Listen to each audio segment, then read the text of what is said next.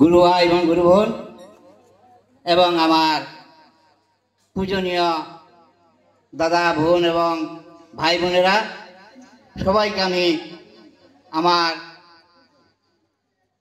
প্রণাম নিয়ে আমি গুরুদেবের দু একটি কথা সংক্ষেপে বলতেছি। আমার বলার কোনো অভ্যাস নেই, তাই আমি ভুলভ্রান্তি হলে আপনারা আমাকে ক্ষমা করবেন। গুরুদেব স্বামী শিবানন্দ বাবা, আমাদের স্বামী শিবানন্দ বাবা প্রয়াত, কিন্তু তিনি দেহ রেখেছেন, তাই আমরা এখানে বাবা এখনই আমাদের সঙ্গে আছেন। উপরোক্ত যে আমাদের বক্তা বলিয়ে গিয়েছেন যে বাবা আমাদের সঙ্গে এখানে আছেন, সবাই সঙ্গে আছেন, দেশ বিদেশ সবাই সব জায়গাতে বাবা আছেন। বাবা এখনো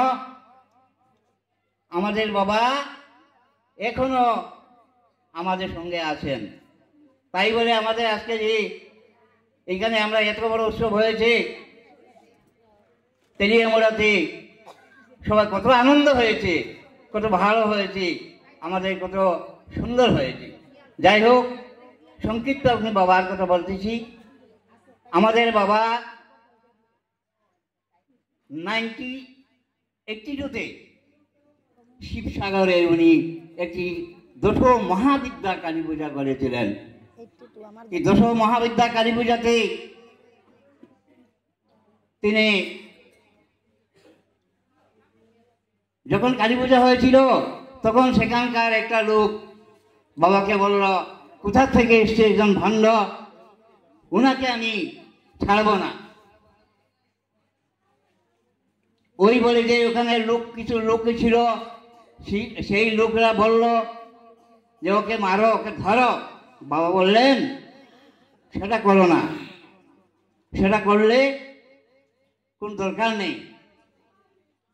তখন ওরা তাকে ধরিয়ে ছড়িয়ে দিছে এলো। তখন তেতিয়াতেও কি করেছে, তখন রামদা হাতত লৈ আহিছিল। এই রামদাখন হাতত লৈ আহি বাবাক মাৰিবৰ কাৰণে উঠিছে।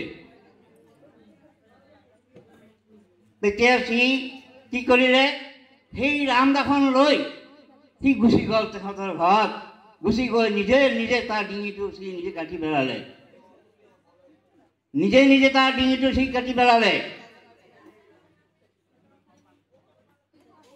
সেই জন্য আমি বলছি আমাদের বাবা এখনো আছেন, উনি শিবের অবতার। আমার লঙ্কাবাসী সবাই বলে উনি শিবের অবতার। আমি আর কিছু বলবো না, কারণ সময় কম। এই জন্য এই বলে আমি আমার বক্তব্য এখানে শেষ করলাম। জয় গুরু, গুরু কৃপা হি কেবলম।